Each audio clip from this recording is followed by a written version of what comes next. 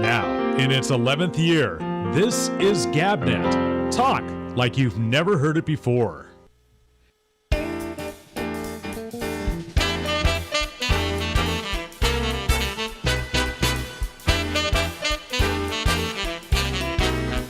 Hey,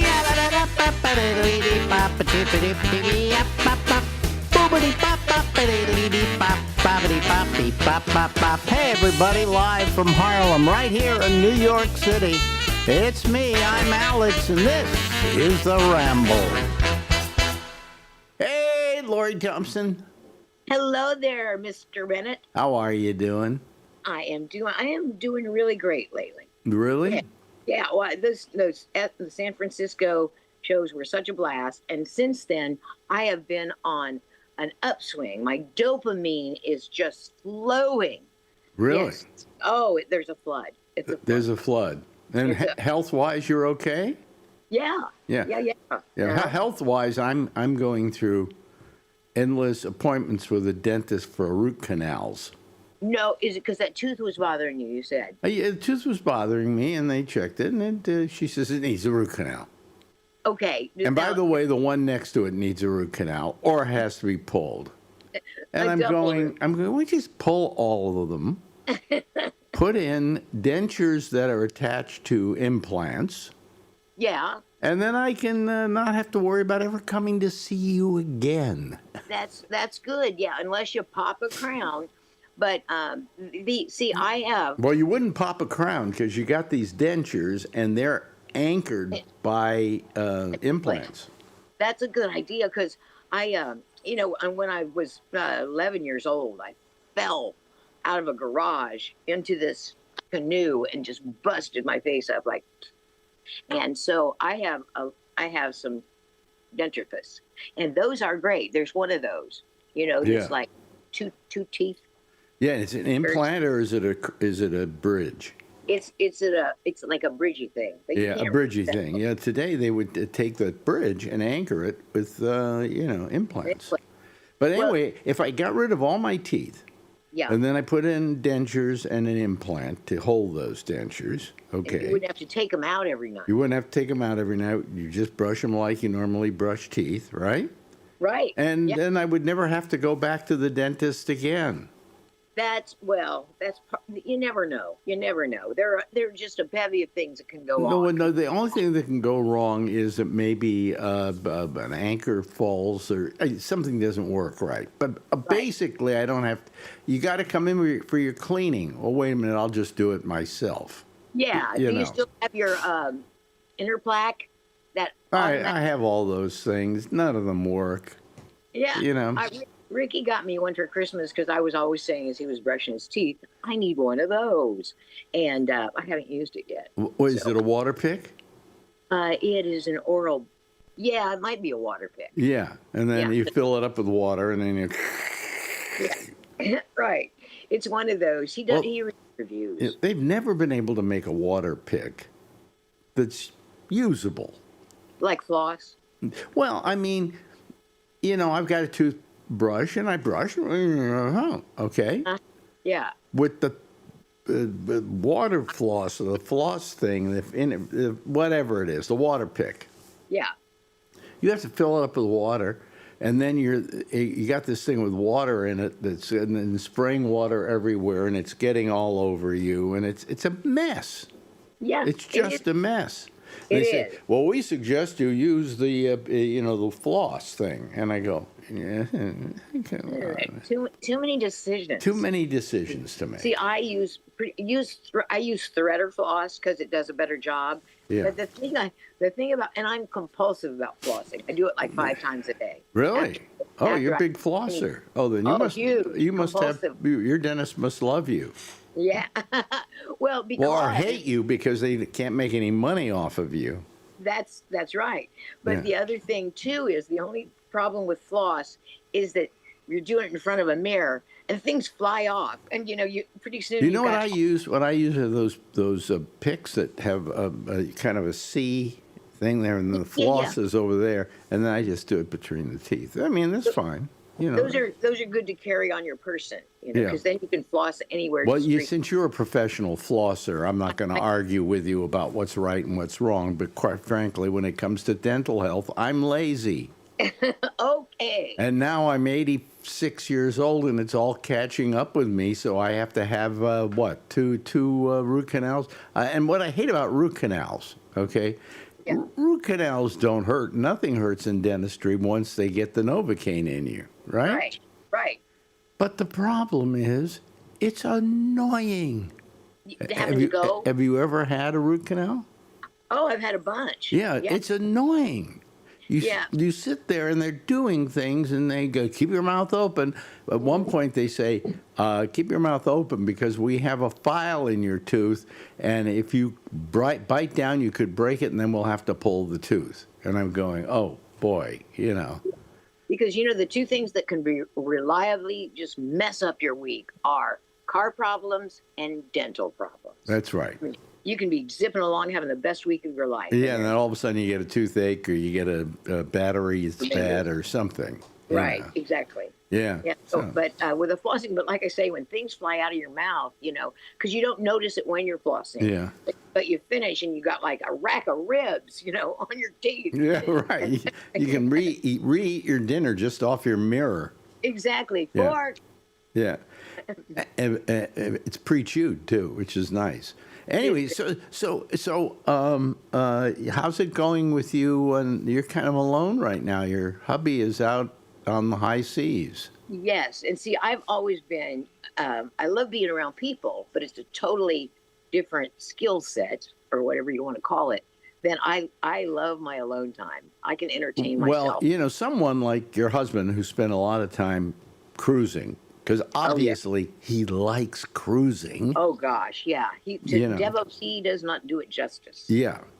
He has all the what could we call it? The whole what's the word I'm looking for? The whole ethos, the whole thing about going on a cruise and dealing with people and having fun. Got it down. He's into that. He's got that down. Yeah. You don't.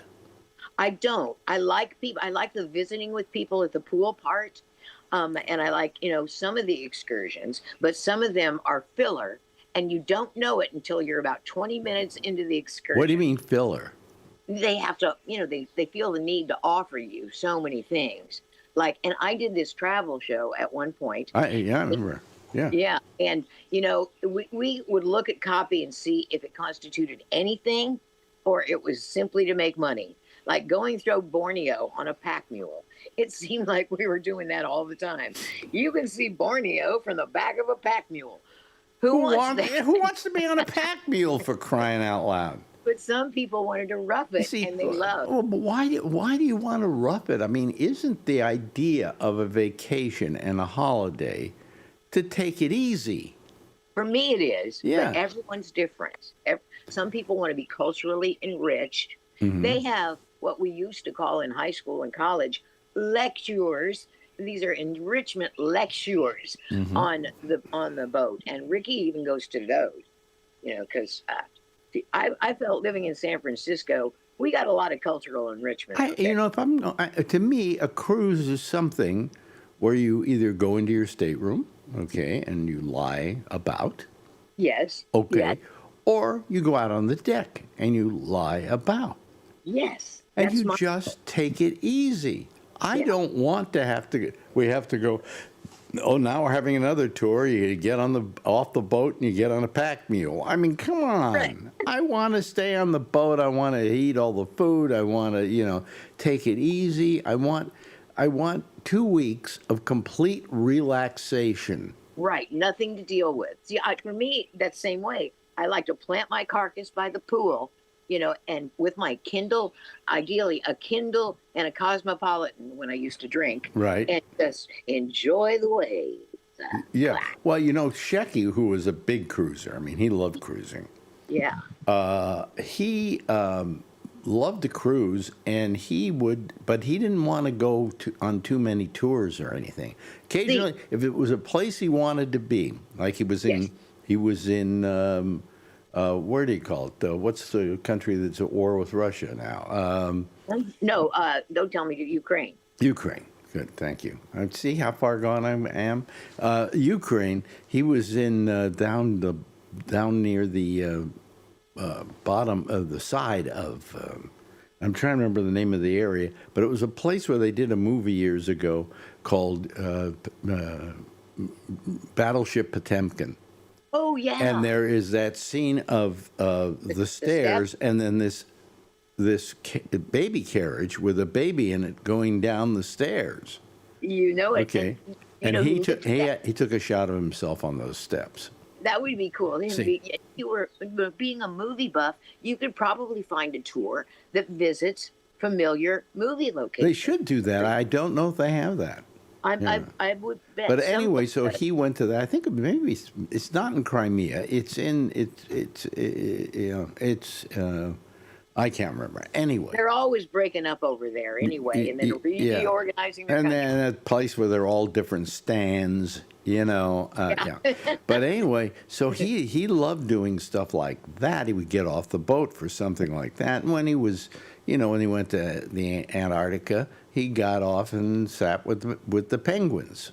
Yeah. Holding his breath, because according to him, there's nothing worse than being around a bunch of penguins, because penguin shit. And penguin shit is desiccated fish. And you smell that, and it's the worst smell in the world. Yeah, I warned Ricky. He said he didn't notice it, but he must have worn like a gas mask or a respirator or something. Yeah. Well, I mean, there's some places you can go where there are fewer penguins than others. We think penguins are just, in the Antarctic, but they're in the Galapagos. Mm-hmm. Yeah. So you can go places. I guess you can go places where penguins don't crap.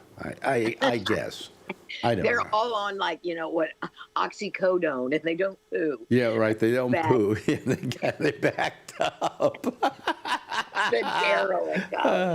So anyway, he's you talk to him every day and stuff, and we do sometimes 2 or 3 times. Yeah. Yeah. And so you can get and we have that Verizon plan where you can call internationally, but you can also do it on WhatsApp.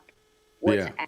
A lot of people use that for communicating. Well, also, I would imagine that if he were to call you using his phone on the ship, the phone goes through Wi-Fi or something, so you're not really paying for any extra.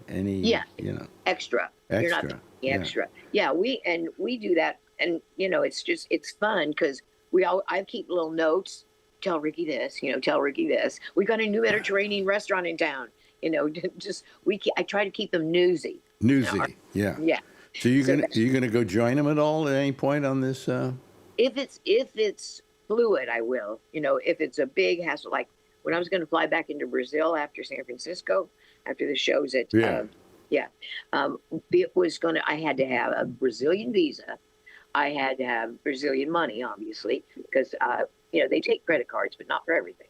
And then, there was quite a bit of There's prep. a lot you had to do to prep for it. Yeah, but not every country's like that. But other countries, you just go there and meet the boat. Yeah. Say hello. Yeah. But anyway, so you have do you have any kind of post show in San Francisco agita that you get sometimes because you're missing the fact that it was so good. And so gave you such a high that now it's not there anymore. Agita. I learned a new word. My favorite thing in the world. It may be a Jewish word. I don't know. Either way. Either way, patois, I entertain all of them. Patois? Patois? Did you use patois? Okay. I like to expend my patois. Yeah. Yeah, agita. I like that one. Yeah, but I don't have any of that because it was so absolutely completely fulfilling that, and I walked that night, after the shows on Sunday, I walked around, there was a beautiful full moon just parked, one of those yellow ones, and it was from stem to stern such a fun time. Yeah. If I hadn't gotten sick and Marjorie hadn't gotten sick, well, she got sick and then I got sick from her because you were cuddling up to her. I don't know what it was we had, because I told you I wound up on the floor in the middle of the night. I know, yeah. And I couldn't get back on the bed. Yeah, that sounds like a whoppy virus. Something. It was something. And we had it to the very end. Then we got on the plane and we came here. Seems, you know what? It seems if you have like you get a bad flu or something in San Francisco, and then you get on a plane, you go to New York, you don't have it anymore. You know, maybe there's something about altitude that's curative. I don't know. Maybe it's just change of location. But all I know is once we got back to San Francisco, all the problems that I had, not being able to get back on the bed and things like that, were gone, completely gone. Better orgasms, everything changed. I told you about the problem I had. It's horrible. I hate to say this, peeing my pants. Yeah. And I couldn't get to the bathroom fast enough. Once I got back to New York, it never happened again. In fact, I told my urologist about this, and he didn't have an answer to why. Yeah, you mean, there's something to that with, well, first of all, flying a plane, it defies everything normal for us. The plane, I mean, and the You're air being put in a tube, and you're hurled through the air. Exactly. I rest my case. Right, and the air is different. And, and plus you're exposed to so many people in the airport. I take airborne now, and it does help. My incidence of acquired viri is lower. Well, we just get a person to put us in a wheelchair and take us everywhere at the airport. Yeah, that's the best. Yeah. That's the best. When I sprained my ankle, and it's boom, boom, boom. Well, boom. because of our age, they don't argue about it. Right. They just go, okay, You know what I think they are going to start enforcing on planes? Everybody's got a rescue dog or a comfort dog. No, they don't. They're stopping that. Because they're going to either require such documentation. Well, somebody had like a comfort snake. I mean, it's ridiculous. It's absolutely ridiculous. Well, I think that they should just make it so that you have to apply for a status. Yeah. Plus, it'd make all this money. Well, we have a friend who has what she calls her comfort dog. And so when she gets on an airplane, she takes her dog on the plane. Yeah. And I'm going, you're really, really lowering the bar for what is a comfort anything. Yeah. I think, and I'm always willing to cry scam, when I hear of something like that, unless it's a comfort for me. If it was, you never have to go, if I could buy a policy, I never have to go to the bathroom when I'm on a plane. Yeah. I would buy that. Let me give you a little clue to something you may have noticed. I was using this, right?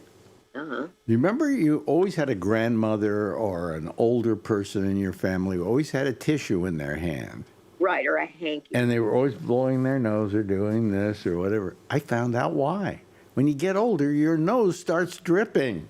And if you like the powder, it drips even more. That's the things though that bother me. About getting old. I don't want to be like my old aunt, or my old grandmother or whatever. But I'm becoming that. And I can't help it. Yeah, because attitudes and perspective are something you can shape on your own. But you can't reshape your body. It's strange, though, when I got on stage, even Marjorie mentioned, she said, you really didn't need that cane. She said, you used the cane a lot there. You were using it, but you were not, it wasn't on the ground or anything.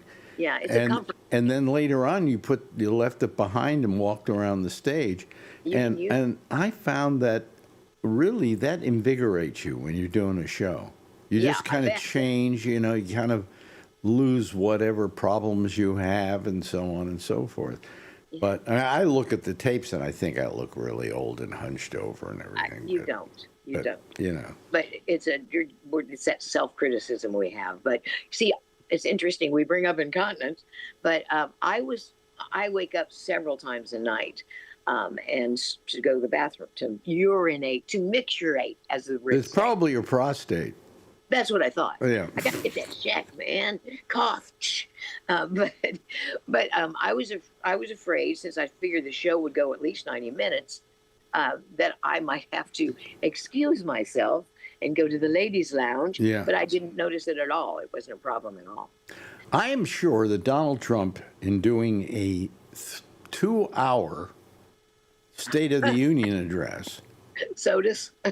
had to have some Depends on.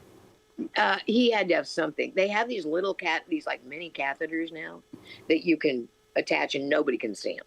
You barely know they're mini catheters. Yeah, that they tape it to your right here, and you don't even notice. Oh, God help me. Well, before I had the prostate operation, when I had any working prostate, that's part of the problem why guys have to get up many times at night is because the prostate enlarges and then it pushes on the urethra and you have to go.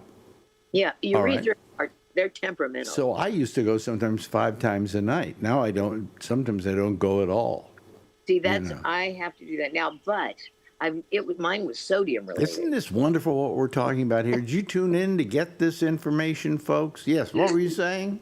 Mine was sodium related. I didn't have near enough sodium, and it's a big. It can. You were mentioning sodium, so I sent away for sodium pills, which are coming today. I think you say it helps with balance and so on and dizziness. If your sodium gets low, you can faint. Your balance gets off. A myriad things can go wrong. So you take sodium pills? No, I take G2 Gatorade or the liquid IV that comes in little envelopes that fit in your purse. What's it called? G2? Liquid IV or G2. Liquid IV. That's a wonderful name. Isn't it great? Yeah. It does the job. But so for a cheaper price, so does Gatorade too. But it has less calories. Gatorade would do the same. But G2 has less calories than Gatorade. Yeah, I mentioned Gatorade to Marjorie and she winced. She didn't like the idea of Gatorade. Just tell her to get the cherry flavor. It's the only good one. Or the lemon lime. Yeah, but they have calories, right? But G2 has much less. Nothing. G2 stands for Gatorade? Yeah, G2 is made by Gatorade. Oh, I see. Okay. Yeah. And then the other is IV, liquid IV. Yeah, but it's just a little long little pouch. Yeah. You tear it at the top, add it to 60. And then you shoot it in your veins. That's what you right. do. Yeah. It's liquid IV. A good syringe. Yeah. Have your kit with you. So which do you use? I use G2. You use G2. Okay. Balloon up in my old age. There goes 10-ton Tessie. She used to be. Yeah. Now, you're a woman. Did you go on a diet before we went on stage? I did not, but I amped up my Pilates. I didn't go on a diet. Did you really? But you amped up your Pilates. I see. Yeah. Okay. Because Ricky would tease me. Because you're doing your exercises every day without fail. You're looking forward to San Francisco, aren't you? You vain creature. No, yeah. I do. I did that. Did you tell him all about San Francisco? Oh, yeah. It just delivered on beyond my. He had to be happy for you. He was. He is. Yeah. Yeah. I think we have a very supportive marriage. We have a good marriage. Yeah, which is. Oh, that's good. Yeah, and it's not, it's not carefree. I mean, it's not concern-free. We give each other a lot of space, and I think that's key. Well, we have a very good marriage for two people who are getting old. You guys because she gets cranky and I get cranky. Right, but you take it in stride. You guys are kind of a role model for me, actually. Well, actually, here's the thing. Is she around here anywhere? You talk behind each other's backs, and that makes it worse. She will sometimes, for no reason at all, get really mad at me. Right? Yeah. And then I will walk out of the room and come back 2 minutes later, and it's like it never happened. Well, that's a good because she forgets she was mad at me. That's what's part of getting older is good about. She forgets she got mad at me. Yeah, or you just get over it. Ricky's more get real mad, and then get over it. But he pouts, though, man. I can't abide pouting in a 5-year-old. I certainly can't abide it in an adult. I never pouted. I don't think I was a pouter. I'm not a pouter. Yeah. I don't like being. I mean, I had other problems that would drive women crazy, but I was not a pouter. Yeah, that's good. Because pouting, first of all, it's immature. It's disrespectful to whoever you're pouting around. Because you don't have, they're not important enough for you to verbalize what you're upset about. Yeah. You're just going to pout. I don't think I was ever a pouter, to tell you the truth. Yeah. I never. That was not part of my repertoire. Yeah, I know. I don't pout because I hate it. Yeah. I was a just shut up. I just wouldn't say anything to the person. It wasn't pouting, but it was getting away from the situation, and I would just shut up. And that's fair. I'll walk out of the situation and go for a drive. I'll be back in a while, and then go for a long drive in my cute little convertible. Yeah. By the way, for a moment I had my mic in the picture, and I don't like having my mic in the picture. I know, you can always tell an indie movie when a cheap indie movie. Yeah. Or you see the microphone. No, but the thing is that I watch the internet and I watch all these podcasts, and they love showing their microphone. It makes them look official. They feel that makes them feel official. Yeah. Mm-hmm. And then look at me, I've got this microphone, and some of them are huge. I mean, they're like this, and they're going, I've got a bigger mic than you. Oh, you know what the mics have replaced? The penis as a status symbol. My microphone is bigger than your microphone. Yeah. Well, you have a nice professional model. I have a Yeti Blue. That's a good microphone. Yeah. It is. I like it a lot. It was recommended by an engineer at a radio station. No, it's a good microphone. Yeah. This is a I can't remember now. But it looks. I like the Yeti Blue because it looks kind of old fashioned. Well, I don't necessarily want a microphone that. I never cared about what microphone I was using. It's just I noticed that some microphones sound better than others. You know. So. This one I'm very happy with, and I had another one that was really cheap. I think it cost me like $39, and it had great sound to it. Yeah, because the Yetis are only about $70. But anyway, so I didn't like my microphone getting. Okay. Well, because I don't think people should know you've got a microphone. I think you should break down every barrier to being in the same room and chatting with a friend. Yes, exactly. Yeah.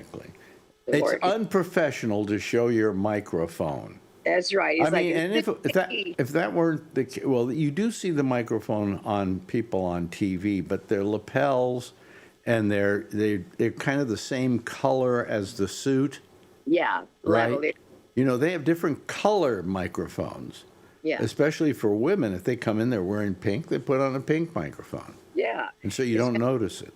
That's like my mother. She had a big basket of sunglasses in every color you could imagine, and she would just match them to her outfit. Oh, really? Yes, of course.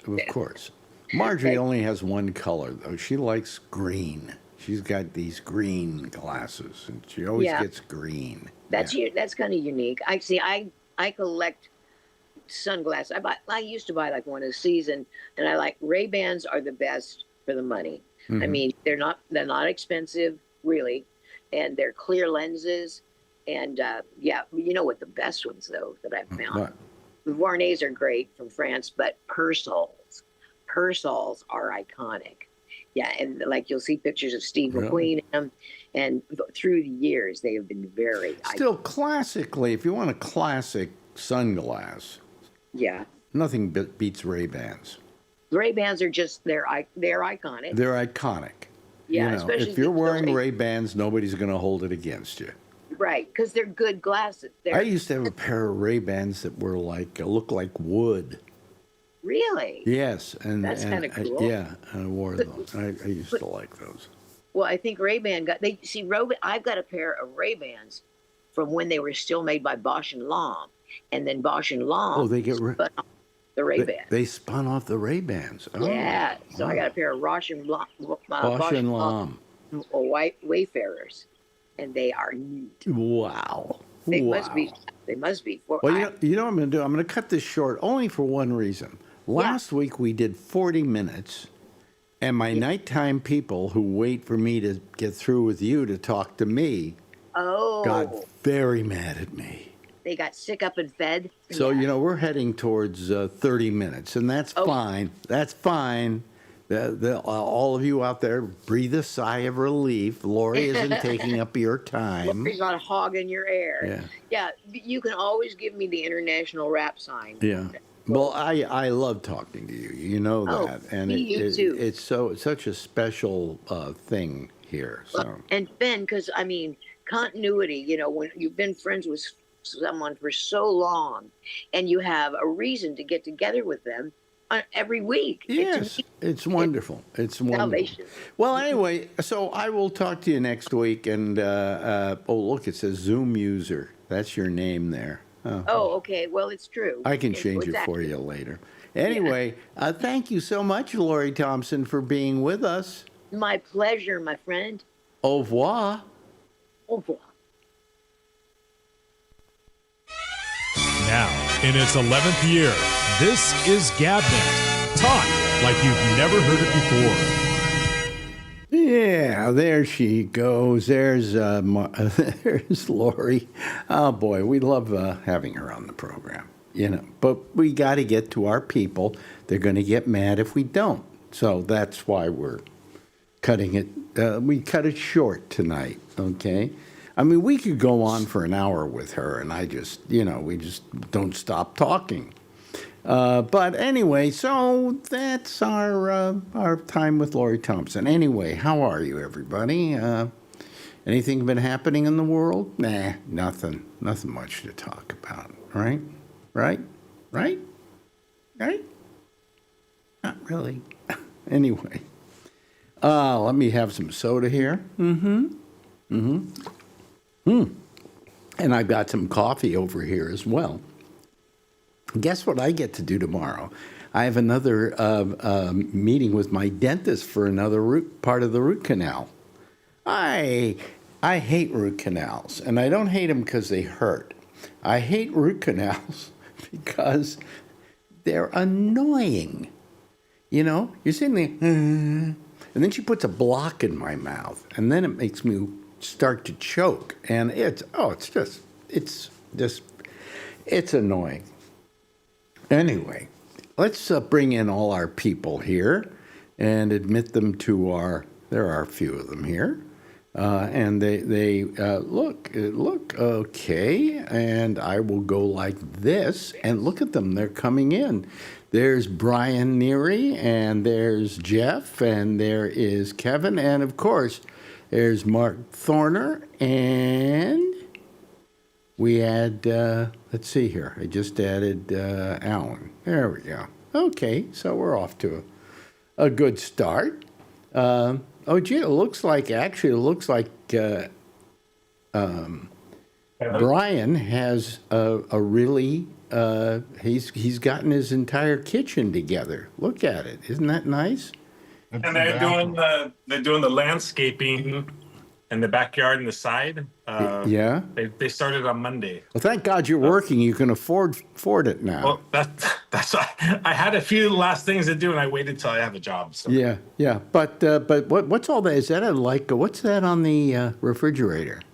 It looks like there's. Oh, it's a calendar. It's a calendar.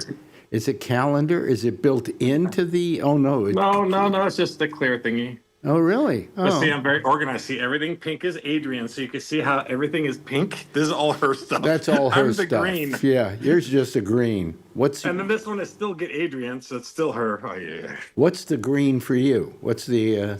Get Adrian. No, but, so I still have to get her. But the green is you. What is that thing that you have to do? Yeah, so I have to clean this area. They're going to put a water overflow thingy in my garage, and then so the guy's going to be here. Wait a minute, water overflow thingy. Is that what they call it? Is that the technical term for California, yes. California insurance requires you to have a blah, blah, blah thingy if your house was made before a certain time. I'm confused, but I'll let you be the homeowner, and I'll just watch you complain about all the problems. Spend money. Yeah. Spend money. Yeah. Yeah. Well, anyway. So anyway, how's everybody else? How are you, Jeff? I'm good. Still down there in Florida? Yep. So you have something in common with Mark Thorner down there. You're both in Florida. You're where exactly, Jeff? I'm on the East Coast. You're on the East Coast, and I forget now. Mark is in there. God, I knew the name of it. Naples. Naples. I know. Now, where's your friend Lori? She's down here too, isn't she? She's up in the Panhandle. Panhandle, yeah, which is like 7 hours for me. Yeah, she's up in the Panhandle.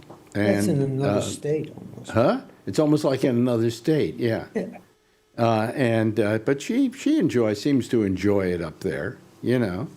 Of course, when we both went back to San Francisco, we missed it like crazy. Okay, you know. Hello to Kevin, not to be mixed up with Brian. Hi, Alan. Well, no. Kevin is the one with the microphone that you don't like singing microphones. So What? Oh, yeah. Well, I was just saying that people, you know, he's not a podcaster, but you know, I just don't like having my microphone in the shot. You know, it's unseemly. Mm-hmm. I mean, I'm not giving, you know, Kevin a bad time about it because he's not a podcaster. He just uses that to talk to me and talk to friends, right? Yeah, and I got a small desk and I have to have it somewhere. So Yeah, exactly. So anyway, how's everybody doing? small microphone. Small microphone. Got small microphone anxiety, I guess. Yeah. Well, it's better if you have a small microphone. These guys get these big microphones, like I said. It's like it's a penis thing with them. Oh, look how big my microphone is. And I'm looking at this thing and I'm going, that's huge. And all the time I worked in the radio business, I never worked with a microphone that huge. In the old days, I used to work using microphones that were made by RCA. And you had what was called the 77, which was a kind of a bullet-looking microphone. That's and then the only one I would have on screen if I had one of those original RCAs. Yeah, I might do that too. Yeah. And then the other one was the DX44, I think it was called, and the DX44 was a kind of how do you talk about that shape? What could you describe that shape as? Cylinder? Huh? A cylinder? No, it wasn't a cylinder. That was the 77s. The 44s had like they were like this at the top, and then they went like this at the bottom. Do you remember that? Yeah. Yeah, they were huge. And I never could tell why we would use one over the other, although usually they were on mic stands, the 44s, and the 77s, the bullet shape. The 77, I believe, were the bullet shapes. The 77s were a bullet shape, and they had a pretty good sound to them, but they were always on a mic, what do you call it, like, you know, like this thing here was a mic boom. Yeah. So anyway, that was the difference with the microphones. Have and folks, if I'm wrong, please let me know if I'm wrong about the 44s versus the 77s. But I believe the 44s were the big bulky ones, and the 77s were the bullet shaped. And Kevin knows they take those old microphones. Kevin knows what they use them for. Kevin knows what they use them for? Yeah. Those old microphones they use for shifters. Yeah. Our friend Ronnie has that on his shifter, and he uses that as a shifter, and then it lights up. It lights up? Yeah, he has a light inside, so he's at a show, it lights up, yeah. Oh, he put a light in it. Yeah, of course. Oh, okay. Yeah, they gut it and then they put it there. Yeah. I wouldn't gut any of those phones. Believe it or not, those microphones to this day, if you hook them up, they sound great. You know, they were a great microphone. And there haven't been that many improvements in microphones. I mean, we've gone to condensers and we've gone to a bunch of other things, but those old microphones, I mean, nothing. My voice never sounded better than it sounded through one of those. So, you know, whatever. But what the hell am I talking about? And what do I care? Anyway, hello, Alan. Hello, Alex. How are you doing? How you doing? I'm doing good. You doing fine? Yeah, just a little anxiety today. My roommate had a neck surgery. I couldn't think of the word neck. Neck surgery for his spine in the back was Neck pinching a surgery. nerve. Yeah. He had back surgery 6 months ago, and the same neurosurgeon at the VA, who is a professor of teaching medicine at Stanford, did this today, and she's spectacular. If she does as good a job with his neck as she did with his back, that'll be great. Yeah, well, I hope he turns out okay and he feels fine, and That's it on. Yeah, you got to meet him. I know it was only for about a 4-second flash, while we were in line, but I hardly got to meet anybody. I was so busy. It almost seemed I wanted to be better with everybody. Like, oh, hi, how are you? Good to see you. Let's sit down and talk. well, But you saw me because I was standing next to Brian, and I look like a midget next to Brian. Well, next to Brian, anybody looks like a fat midget. little midget next to Brian. So. Yeah. He looks like he makes everybody look like a midget. So don't feel bad about that. I don't feel bad. Yeah. But anyway, so we've had a few little things going on since we left the air last Friday. Did the war start on Friday? I think so. Did it? Yeah. It was Friday night, yeah. Friday night? Yeah. Well, we didn't really get a chance to really talk about it. What a stupid war. May I say that? Sure. And how I always feel is that when people get killed, as did 6 people got killed, because they happened to be working somewhere and the bomb came down and they didn't see it coming, and that was it. There was no warning, because I guess the government didn't give them enough warning. But anyway, and they got killed. And I feel sorry for the families. I feel sorry for them. But, when they say they didn't die in vain, oh, absolutely they died in vain. No, what about his 2-minute rant on the drapes and the ballroom after he talked for 10 seconds about the soldiers that died? Yeah, you're right. Right. He talked about how these were the same drapes he used 4 years ago. The guy's like, the Gold. sparkly thing that, oh yeah, the drapes. Oh my God, that guy. Well, it was all part of a thing where they said, they said that I have a bad amount of concentration or whatever, but I can stick with something and I have a good, And then he says, oh, by the way, these drapes. And he goes off on the drapes. And he just got through saying that he could, his attention span was quite long, not short. So, it was just amazing what goes on. And then you got Hegseth saying it's a war.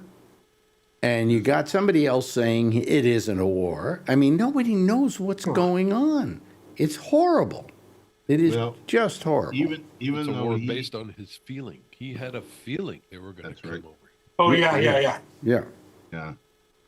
That's great. You know what? Next time somebody has a feeling, I guess we should bomb them too. Yeah.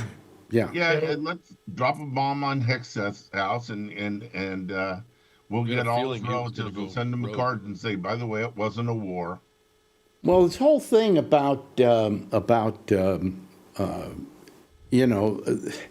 it just bothers me totally. And there's nothing about it that makes any sense. For instance, we had to get them before they got us. Yeah. What? Except for there were no active threats to get us. There were no active threats to begin with. Also, they had no ability to fire a missile at the United States. They were lucky if they could make it to Israel. Okay? Dubai. What were you going to say?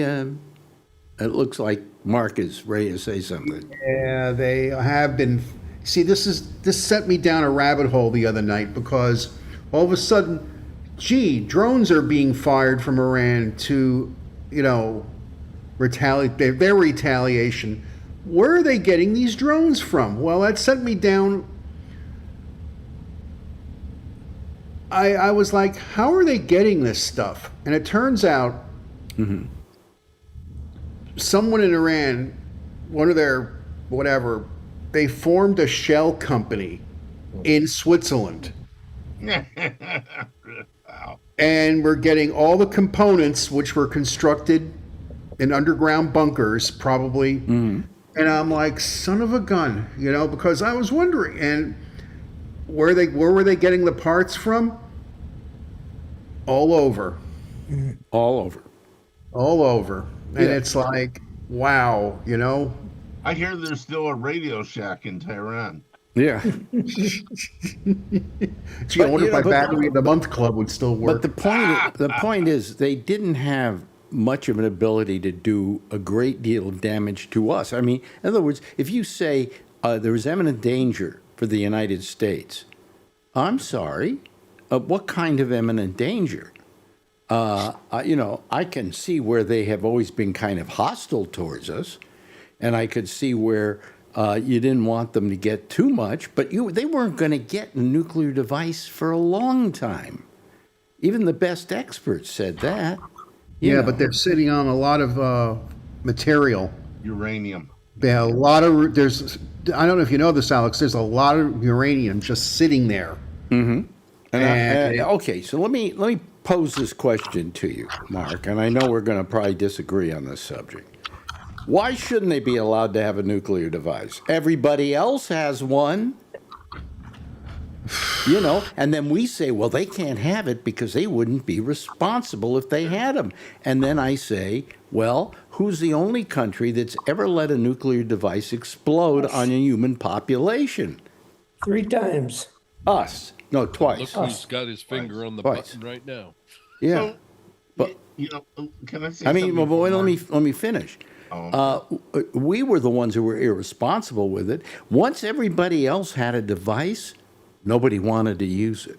It just was there in case you wanted to come after them, and it was a kind of a hedge against you coming after them. Well, let me throw this back at you, Alex. So why couldn't they make reactors for power? You can do things like take salt water and make it fresh water, powered, bring electricity to people. No, they were using it, and it's like, it's the old Sam Kinison joke. I mean, it's like you have all that sun and sand, solar power, Yeah.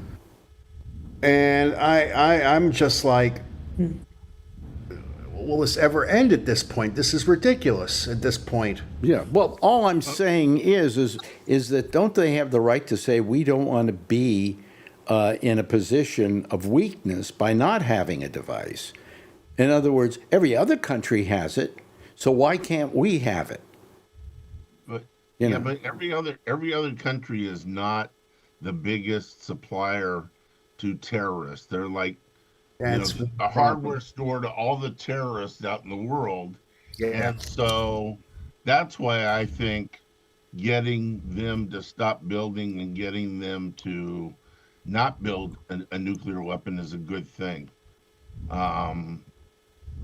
Maybe the way he did it was they were in the middle of negotiations. They were negotiating, and it looked like they were getting close to some kind of deal. They've made deals before, and nobody. Well, believes who them. who killed any deal with Iran years ago? Donald Trump, when they had one. Right. Well, think about Iraq. I mean, another Republican, George W. Bush, or Bush Daddy Senior. I mean, all these Republicans like to start wars. I had a funny joke today. I like this one. We were watching Jimmy Kimmel, and he had the governor of California, Gavin Newsom, on. Okay. And he said that he was dyslexic, and he almost didn't graduate high school because of his dyslexia. And I looked over at Marjorie and said, thank God he isn't president. He would have bombed Iraq. Yeah. That's cute. One thing I think is funny, as a car guy, where these guys are having their police as Lamborghinis, and these guys leave their Lamborghinis and Ferraris at the airport and just abandon them and fly back and buy a new one, and they have no defense. So when they're getting bombed in Dubai, they have nothing to do but just let the little drone bombs hit them and just wait there. Yeah. Well, I'll tell you the thing I'm mad about. Richest country, and they can't do shit. Yeah. Well, what I'm mad about is we have, I don't know how many thousands of people sitting over there without any way of getting out of those countries. And we're doing nothing about getting them out of there. Have you heard the hotline? Yeah, they had a hotline, and when you called it, it just Press gave you 2 to escape. I'm sorry. You can't connect the two. Think about it next week.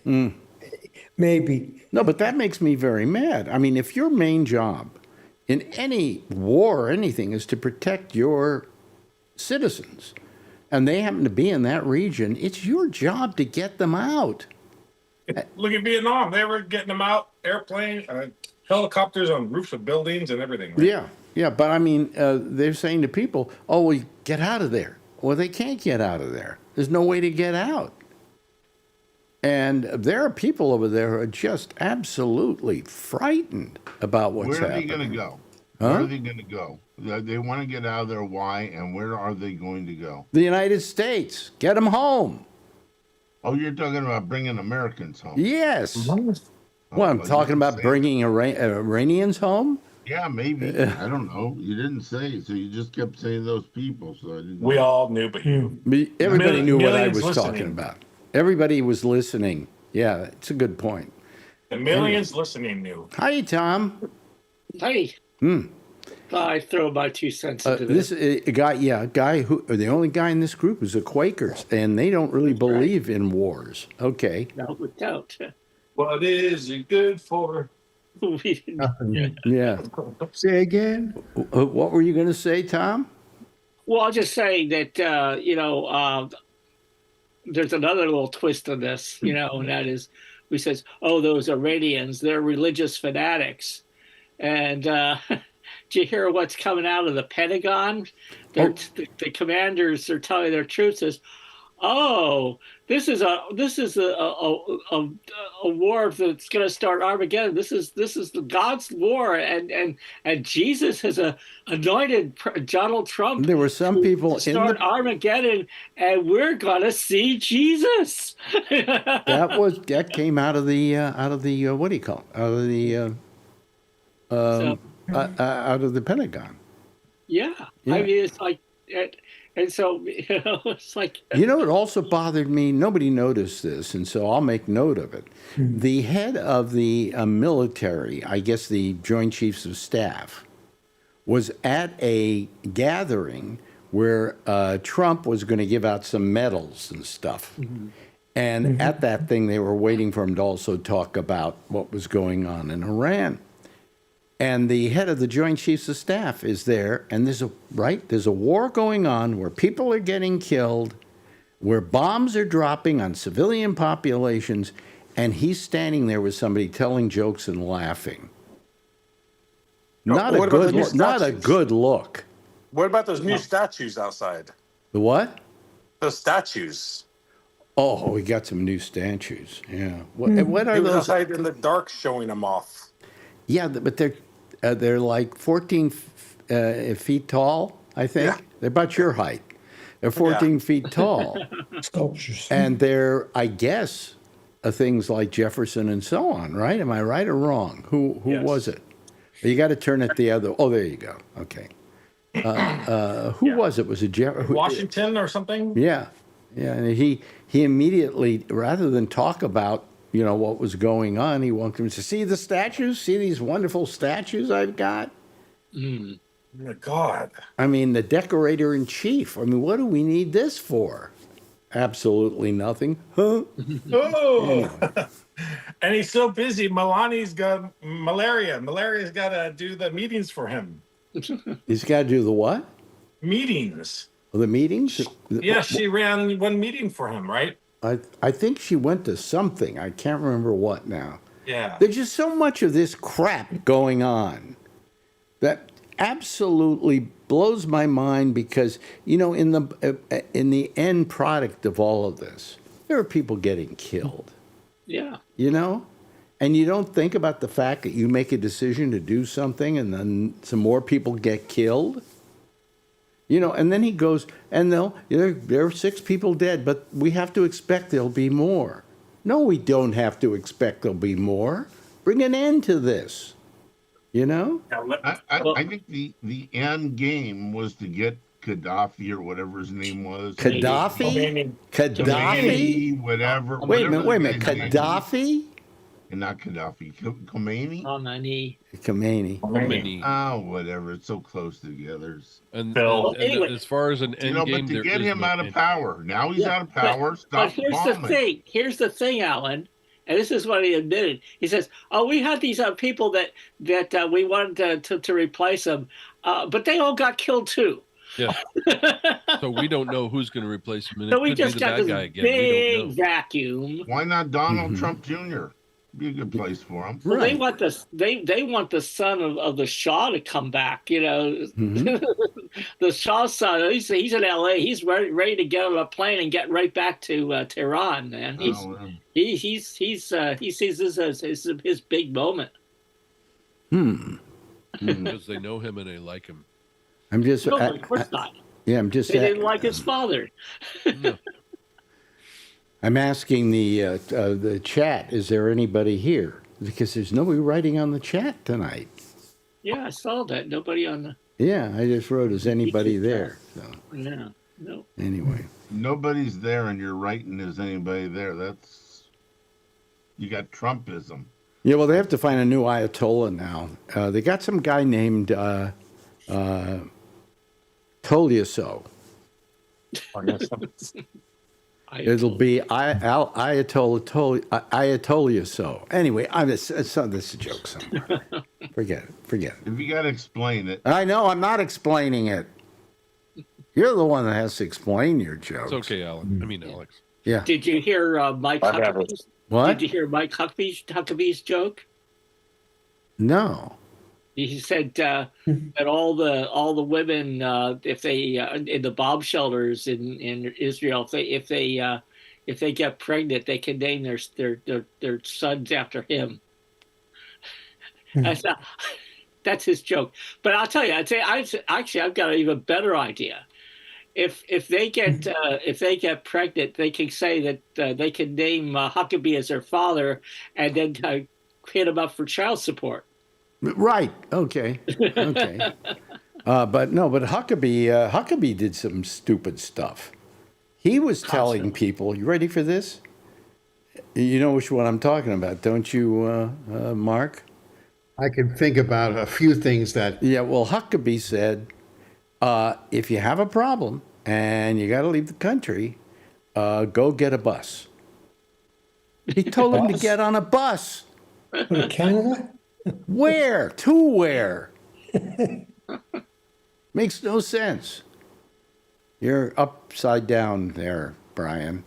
Oh, Sideways. It's a good look. It's a good look. No, but that's not right. There you go. Really? Oh my God. It's time to get a better computer, Brian. No, his No, it's computer's my fine. phone It's because his my phone. work. Because my work. I tried to log on to my work laptop and it's saying my company does not allow it. Oh, what is that? Is that a company laptop? Yeah, laptop. Yeah, it said VPN. So Well, don't you have your own computer? yeah, but it's upstairs. I'm busy cooking. You're busy cooking. Yes. Yes. How long does it take to make a bowl of oatmeal, Brian? I don't know. How long does it take, Alan? I don't know. Are you making oatmeal? Is that what you're making? No, I have salad and some salmon. See, it's not oatmeal. Yeah. Sophisticated. You're amazing. I have a question for Alan. Yes. Do you have a question for Alan? Yes. Okay. Go Here ahead, we Jeff. go. Alan, how do you feel about Israel today? On I this feel sorry war? I feel sorry for Israel Why exactly? because they're getting bombed back from Iran. Well, They're under attack that they weren't. wait a minute. If you bomb somebody, is it a reasonable expectation that you're going to get bombed back? Absolutely. Okay, so How can you feel sorry for that? Well, because the people of Israel. I feel sorry for the people of Israel who are having to live with the, what they. And I think that's what Jeff is asking about. And you got to remember that the one thing about what's his name, the head of Israel, Netanyahu. I should be able to remember that because it's what happens if you combine Netscape and Yahoo. Netanyahu. Anyway, Netanyahu, is in trouble in that country in that he is going to go on trial the minute he no longer is in power. So he's fighting to stay in power, and the way he stays in power is by continuing all kinds of problems, like with Gaza. Now with familiar. Like Trump, Do you think we might have something like that going on in our country? I think so. Yeah. Is that what you were asking me, Jeff? How I felt about? I'm pro-Israel, unlike Alex. So I'm not. It's not that I'm anti-Israel. It's ridiculous to be anti any country. Okay. But I just don't think I don't sympathize with Israel because I don't think they're handling that situation well, and they're doing it in a way that I don't believe is right. I mean, look at what happened in Gaza, for crying out loud. That's ridiculous how that place got demolished, and they're going to do this. They're going to do the same thing to Iran. He's not done with Gaza. He's pushing Gaza into the Med. Yeah. So I mean. Of course, I feel sorry for the people in Israel. I mean, they're my brothers. I have friends in Israel. Nobody likes Netanyahu. Of course. But, and none of us, a lot of us don't like Trump, but we all have to live by what he does. And that's the problem. Yeah, that's a problem. And you have to go to another country and make excuses for what he's doing. In the last 4 days, he's blown all of the supposed savings by Doge on this stupid war. Well, and there's going to be more money being spent like crazy. Yeah. Yeah. If you can avoid a war, you avoid a war. And this is a president, this is a guy who ran saying over and over and over again that he wasn't going to get into any foreign wars. Day one. Yeah, and here we are. Because he's a negotiator. That's why. He's the best negotiator. Yeah, right. Well, you look at what he did to his businesses. This guy's not a great negotiator. He's a terrible negotiator. And when you're coming close to at least some kind of accord, you don't just blow it by suddenly starting a war. You continue with the negotiations until they don't negotiate anymore. They walk away from the negotiating table, which they haven't done. In fact, the Iranian negotiator was quoted the other day as saying, "Hey, we think we're coming close." Yeah. They actually offered a better deal than Obama got originally. Really? What the words is, yeah, they offered a better deal, and they thought that things were, as you said, that they were very close to having an agreement. Yeah, and Trump didn't want a deal. He wanted a war. Yeah, he wants with Venezuela. He wants the oil. That's right. Wow. And he'll just steal it. He doesn't have to. Yeah, and steal like he stole from Venezuela. Yeah. Right. Yeah. Well, he said in the original Iraq war we should just take all the oil. Mm-hmm. Trump said that. What was that in the Iraq war, you mean? The original Iraq war, in 2003. Yeah. He was mad because we weren't taking the oil. We weren't just taking over everything and taking the oil for ourselves. Yeah. Well, we don't have any right to that oil. It belongs to somebody else until we pay for it. That's right. Ray, how you doing? Hi, I'm doing well. How about you? Yeah, I'm doing okay. You getting ready to go to war? You gonna go over and join the army? Yeah, I'm of the right age. What about Barry? Holy war! It's a holy war. We're gonna see Jesus. Yeah, that's what they're telling the troops. This is the beginning of Armageddon, right? Yeah, well, or Jerry Seinfeld would say, but I don't want to see Jesus. Well, something, it's interesting that most wars are holy wars. because they're all done with the name of God attached to it. Yeah. You know, Part of the sales pitch. and saying we're doing this for God and country. You know, so and the same is true with, of course, Iran. You don't think they're waging a holy war against us? Of course. It's religion that's sometimes the terrible factor in all of this. And this most wars are started over religion. Jesus loved war. Yeah, Jesus preached war, didn't he? Yeah. Now, how can anybody follow the teachings of Jesus and then do any of what's going on? Hegseth goes to Bible study every week. Yeah. Does he really? No. Yeah.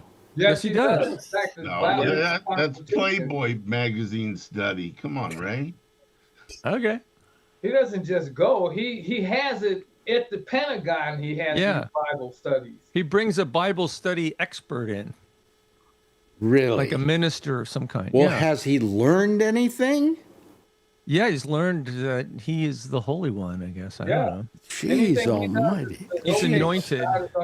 God, these people who just, they study religion, they preach that the followers of Jesus, and then they just go against everything that was ever grab taught. Him by the pussy. Huh? And they grab him by the pussy. Then they grab him by the pussy. Right. He's called the Prince of Peace. How can you go to war because the Prince of Peace is on your side?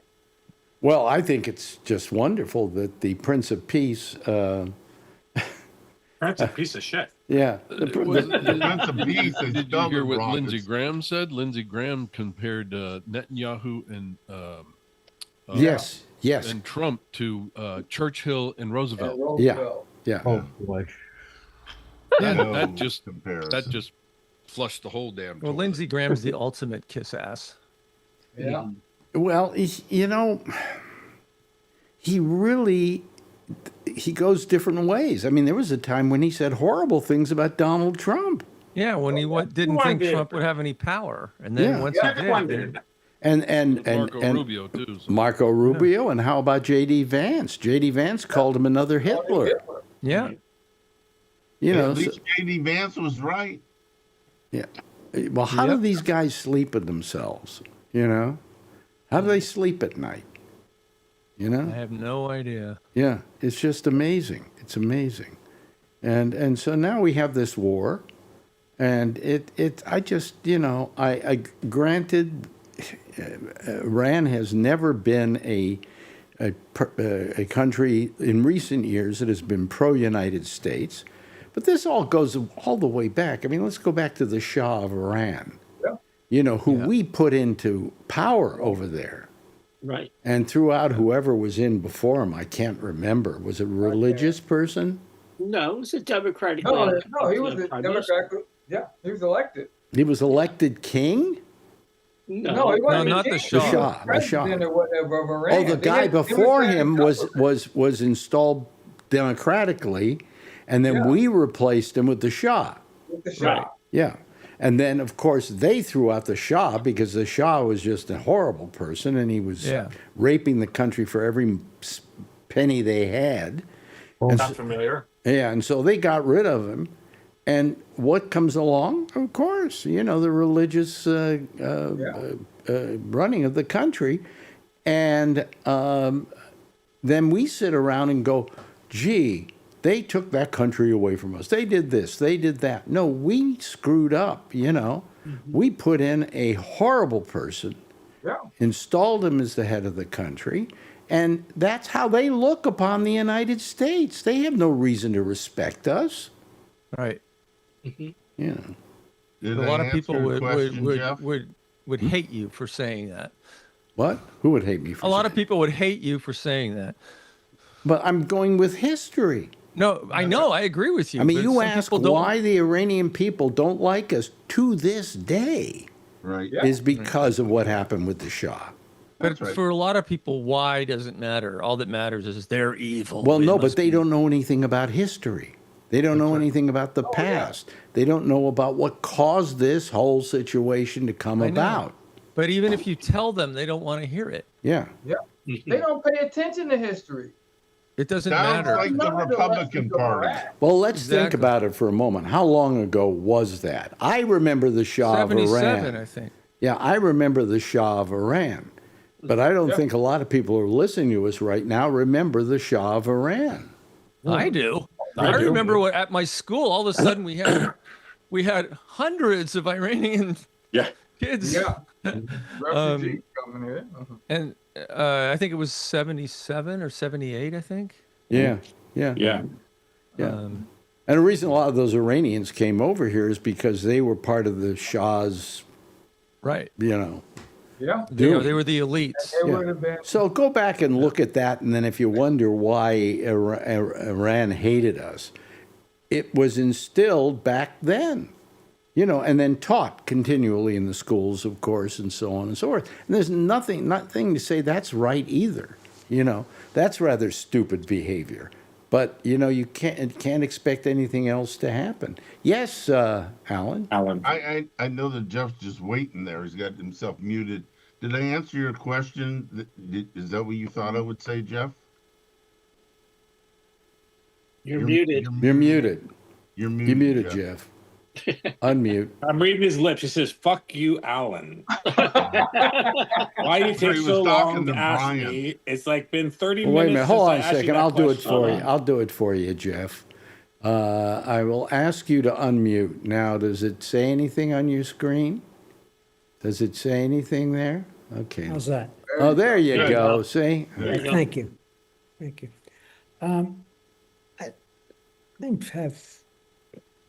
I have certain nice things about Israel. The president of Israel is like Trump's brother. buddy. Yeah. They're both the same type of people. Yeah, absolutely. Yeah. I mean, I feel sorry for Israel because they have right now a terrible, terrible administration. That's right. And they can't do anything about it. If Netanyahu, if there was no war and whatever, Netanyahu would be in jail right now. Yep. Yeah. And so I feel sorry for them as I feel for us. Right. You're pro-Israel like I am, Jeff. We're right. I'm somewhat.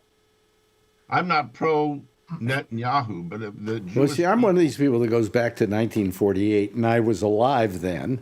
Okay, most of you were not, and even at that time, I disagreed with the decision that the United Nations made about that. That I felt there were better places they could have given to the Jewish people. Absolutely, Texas, for instance. No, well, Texas, yeah, right. No, but there were. For instance, I often said you could have given them. We could have given them part of Germany. That would have been fine. Yeah. A lot of people said they wanted to get out of there, though. But they wanted to be on the Holy But giving them that part of the world, which was already occupied by other people, was not a particularly good idea. And we have never been able to solve that problem because of that solution to the problem. Yeah. Because of this war, Israel is again bombing Beirut to the north. Really? Because their terrorists that are there are shooting bombs into Israel. So they're getting hit in a lot of different directions at one time. And this is Netanyahu's fault. Should have never got involved in it. Well, there were a lot of ways to solve, presidents ever since 1948 have tried to solve this problem. And none of them have been able to because they don't try to come up with a real solution to it, They could have let a lot of these people who were Jewish people who survived from Germany and come to the United States. They did. Well, they did, didn't they?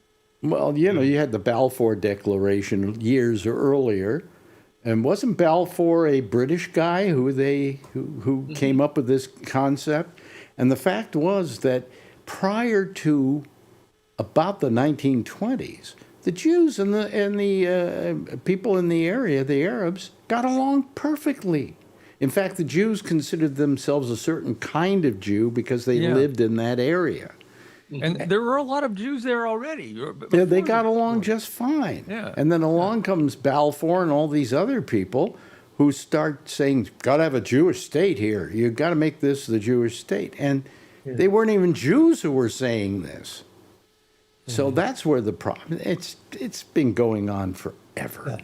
And every president has tried to solve it, and they couldn't. The closest, I think, was Carter, who got Egypt. Didn't he get Egypt and Israel to have an accord? Yeah. At one point? They still have them. Yeah. And, Anwar Sadat and Menachem Begin. Yeah, Menachem Begin. Yeah. Camp David Accords. The Camp David Accords, yeah. Yep. Right. That was the closest that any president ever came. Talking about Israel like this makes me hungry for some bacon. Okay. Sorry. By the way, I found the greatest bacon when I was out in California.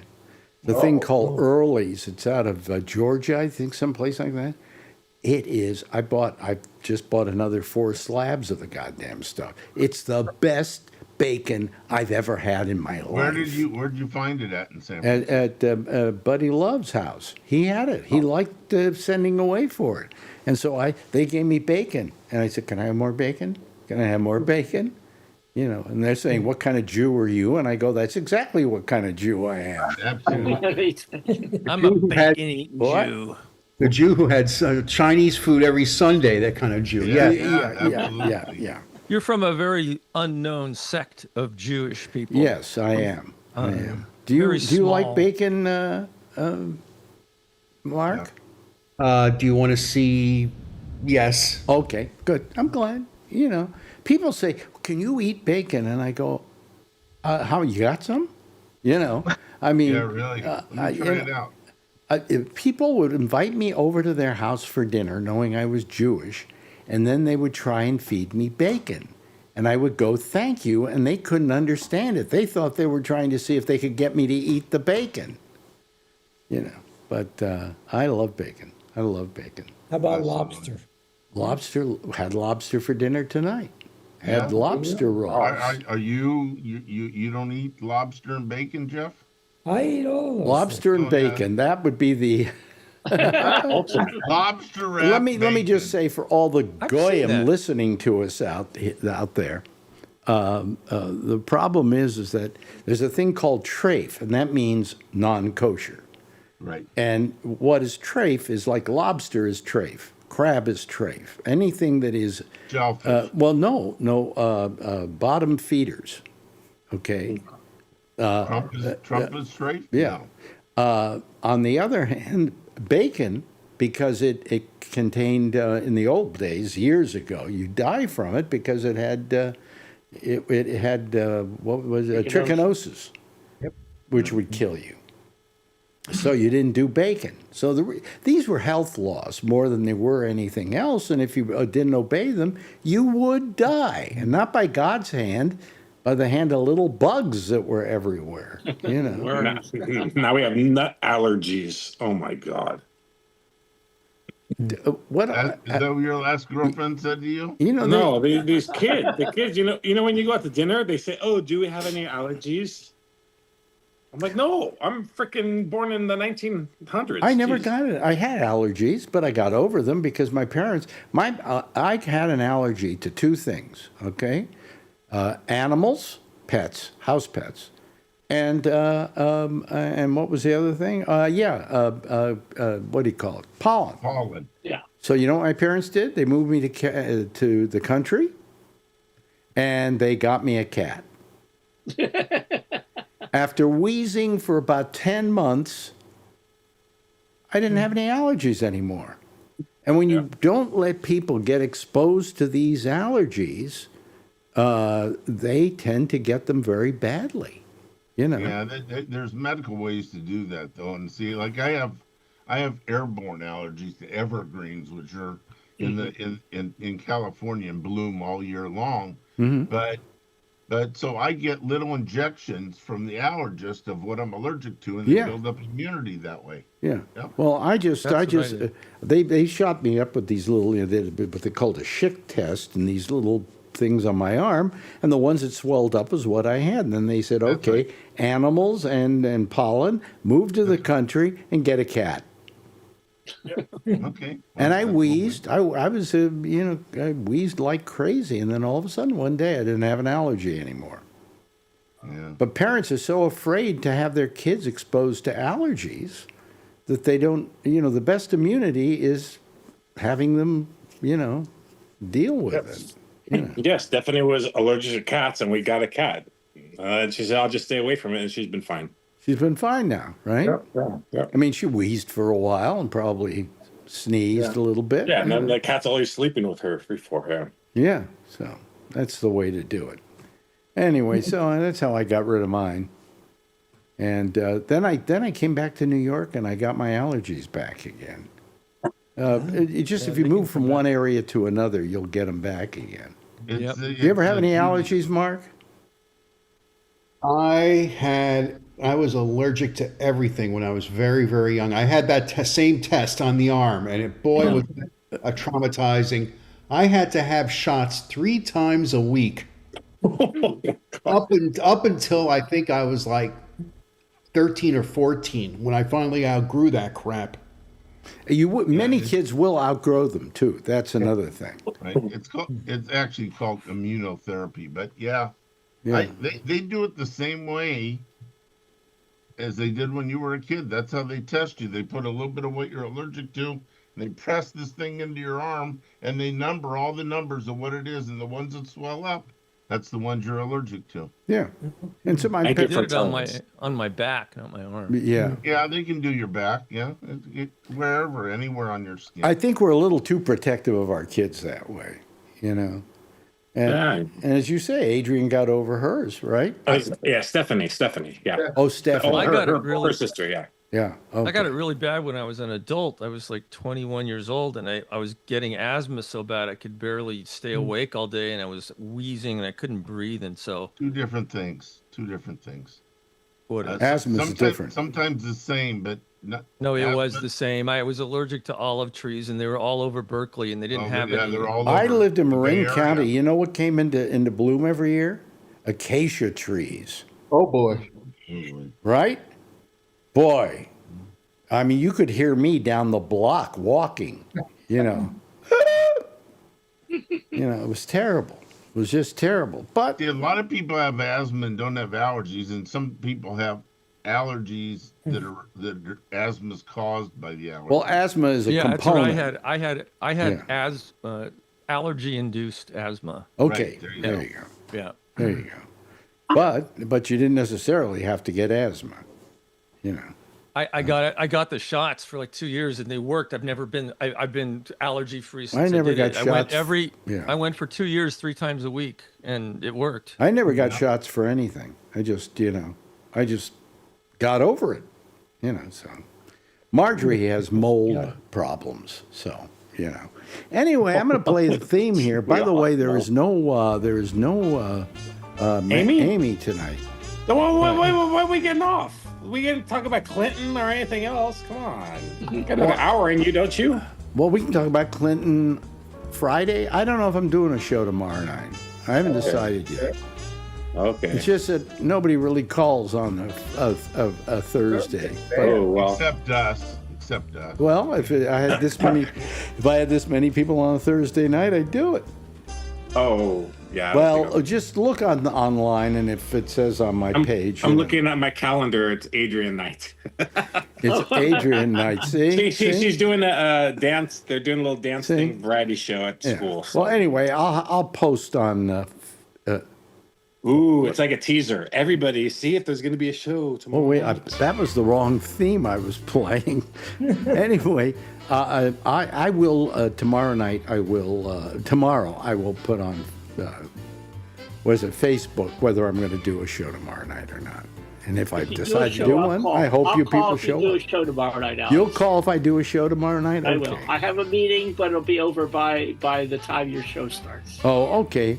And of course, I by won't. tomorrow night, Charlie will have woken up.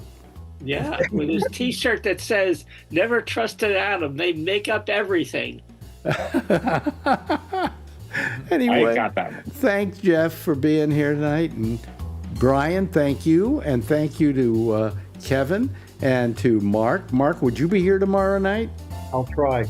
I won't be. See, you won't be. Nobody cares. I'll be here tomorrow night if you're on. Well, we'll wait and see. Anyway, it's no big deal if I don't Your do a show brother tomorrow. Brian will be here. Kevin. Anyway, thank you Kevin very will not be much, here, Tom, and thank you, Charlie, and thank you, Ray, and thank you, Alan, and thank you, Mark, and thank you, Kevin, Thank you, and Alex. thank you, Brian, and thank you, Jeff. Thank you, Alex. Everybody give a big wave goodbye, and I'll give a big wave goodbye at you. Okay, there they go, folks. There's our citizen panel, and they're through. There's no show with Amy Manuel next, so I don't have to tell you how to call the show, but she'll be back again tomorrow night. I'll let you know if I'm going to be here tomorrow night. In the meantime, as always, if you see her, you know what to do. Tell her I love her, okay? Bye-bye.